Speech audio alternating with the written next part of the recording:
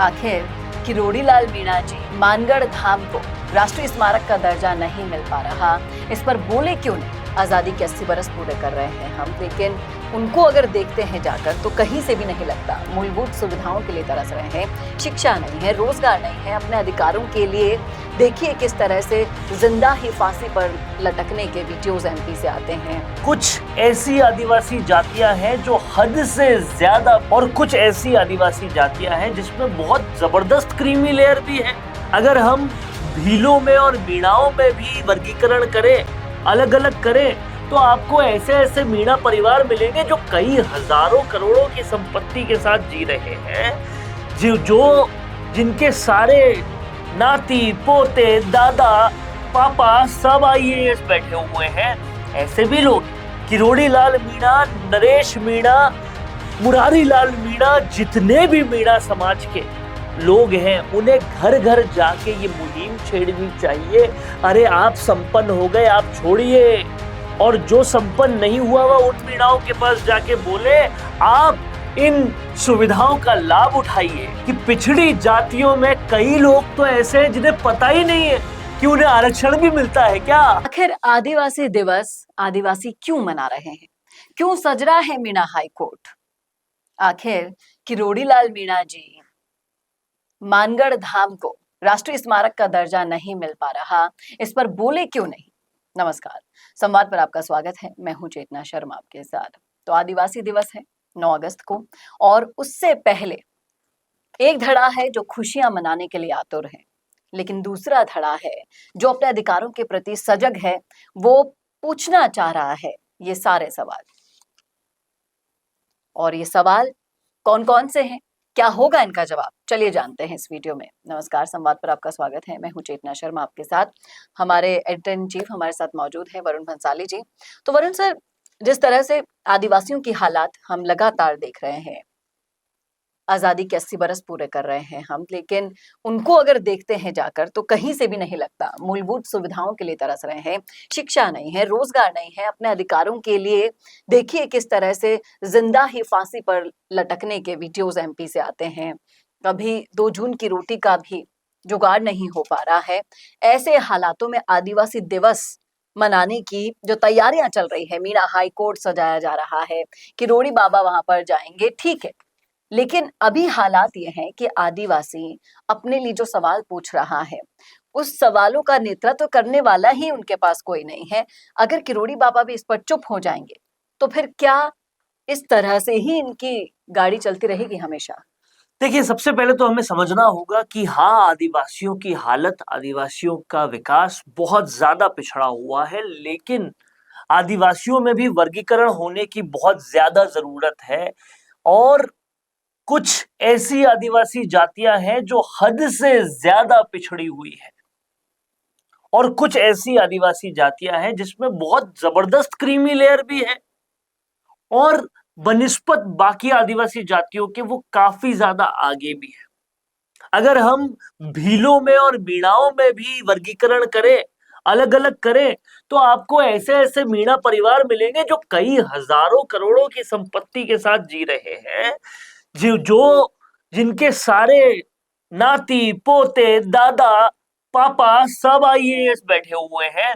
ऐसे भी लोग हैं, और ऐसे भी लोग हैं जो थोड़े गरीब हैं, लेकिन भीलों की अगर हालत देखें तो वो बहुत ही ज्यादा पिछड़े हुए हैं। तो पहले तो वर्गीकरण की आवश्यकता है कि भाई जो समाज में आगे नहीं आया उसे आगे लाया जाए, और जो बहुत आगे जा चुका है उसे कहें भाई थोड़ा थम जाओ, और कितना आपको विकास करें, उनको विकास देना जो पीछे है।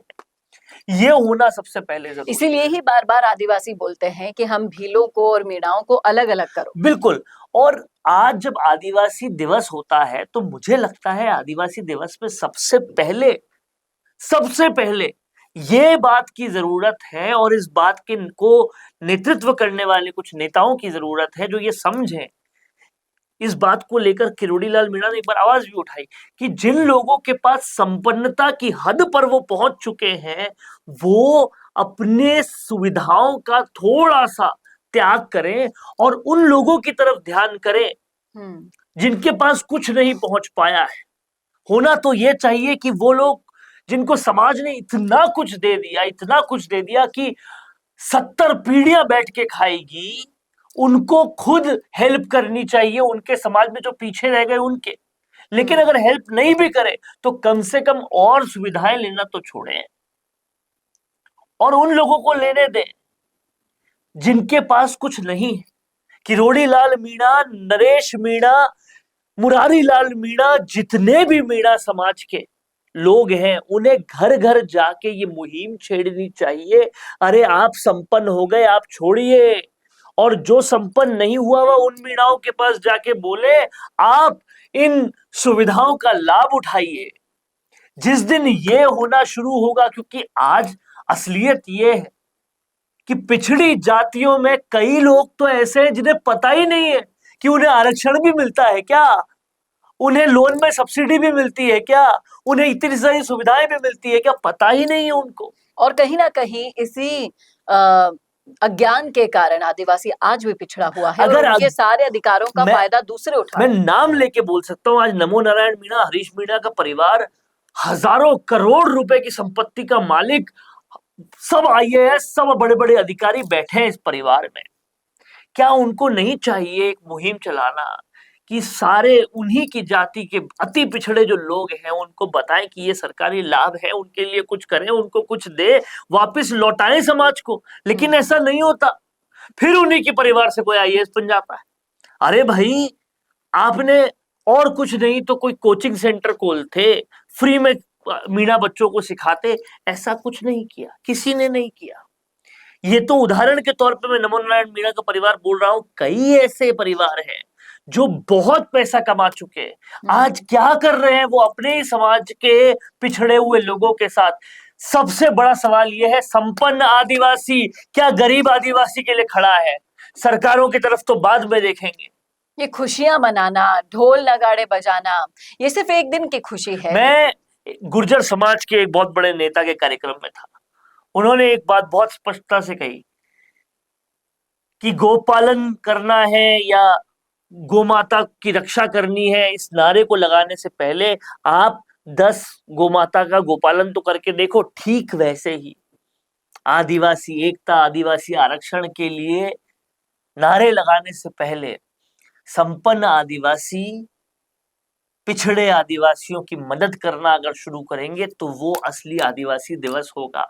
आदिवासी बड़े नेता ये करना शुरू करेंगे कि कैंप लगाएंगे अपनी अपनी जगह पर, जो पिछड़े हुए आदिवासी है जिन्हें स्कीमों के बारे में नहीं पता, उनके लिए ऐसी सुविधाएं देंगे कि वो सारी स्कीमों में अप्लाई कर पाए। क्या आज हरीश मीणा समेत और भी बड़े बड़े मीणा पर रिटायर्ड आईएएस या जो भी लोग हैं जिनके पास करोड़ों की संपत्ति है, क्या एक फ्री ई मित्र नहीं खोल सकते उन लोगों के लिए जो पिछड़े हुए आदिवासी हैं, और उनको समझाएं बैठकर कि भाई क्या क्या सुविधाएं हैं, क्या क्या नहीं है, और उनको उनके सारे डॉक्यूमेंटेशन करवाकर उनको उसका लाभ दिलवाएं। कौन कर रहा है ऐसा?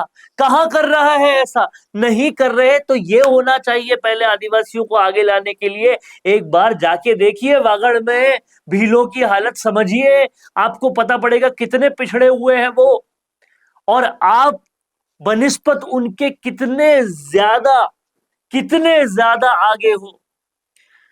तो पहले अपनी जाति के, अपने वर्ग के पिछड़े हुए भाइयों के लिए खड़ा होना शुरू करो, फिर सरकार से कुछ मांगना। और मानगढ़ का जिस तरीके से केंद्र सरकार ने ये कहकर मना कर दिया कि इसको राष्ट्रीय दर्जा नहीं दिया जा सकता, वो अपमान अगर आपको याद है, और तमाम सारी बातें जो इस वीडियो में की गई है वो आपको सही लग रही है, तब आप बताइए क्या वाकई में हम विश्व आदि दिवस मनाकर, खुशियां मनाकर, ढोल नगाड़े पीटकर इतिश्री कर लेंगे, या फिर वक्त आ गया है इन सारी बातों पर अच्छे से मनन कर कर अपने हर उस आदिवासी भाई को उसकी जो अधिकार हैं उनके प्रति उसको जगाकर इन अधिकारों को छीनने का, जश्न मनाने का नहीं है। नहीं तो आजादी के 80 बरस भी पूरे हो रहे हैं, फिर 100 भी हो जाएंगे, 150 भी हो जाएंगे, और आप वहीं के वहीं खड़े रह जाएंगे। क्या कहना है आपका? रखिएगा राय जरूर कमेंट बॉक्स में। कैसा लगा वीडियो बताना ना भूलेगा, और ऐसे वीडियोस के लिए देखते रहिए संवाद भारत के लिए। नमस्कार। दोस्तों, अगर आप भी रियल एस्टेट में काम करते हैं तो हम आपके लिए लेकर आए हैं एक गुड न्यूज। आजकल के डिजिटल जमाने के अंदर आपकी प्रॉपर्टी का अच्छा वीडियो कंटेंट होना बहुत जरूरी है। तो हम यानी मिशी मीडिया सॉल्यूशंस आपको प्रोवाइड करवाते हैं एक हाई क्वालिटी कंटेंट वीडियो, जिसके अंदर हम प्रॉपर्टी से जुड़े हुए आसपास की प्राइम लोकेशन और उसकी कनेक्टिविटी को अच्छे से दिखाते हैं। कस्टमर आपकी वीडियो को सिर्फ देखे ही नहीं, आपको कांटेक्ट भी करे, जिससे कि आपकी डील क्लोज होने की पॉसिबिलिटीज बढ़ जाती है। तो कांटेक्ट करो आज ही स्क्रीन पर दिए गए नंबर्स पर